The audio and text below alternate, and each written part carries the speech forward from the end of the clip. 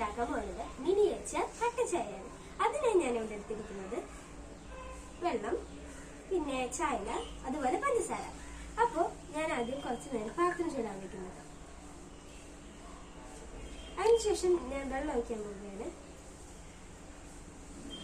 വെള്ളം ഒഴിച്ചിട്ട് നമുക്ക് കുറച്ചു നേരം തിളയ്ക്കാൻ വേണ്ടി വെയിറ്റ് ചെയ്യാം.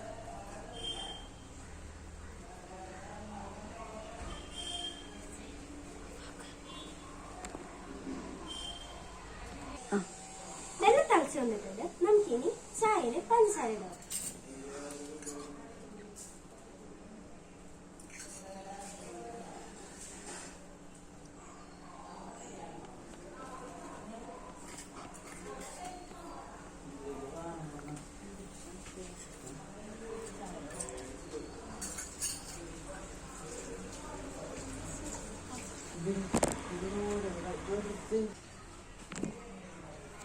അപ്പൊ നമ്മുടെ ചായ ഇവിടെ ആയിട്ടുണ്ട്. നമുക്കതൊരു പാത്രത്തിലേക്ക് ആക്കാം.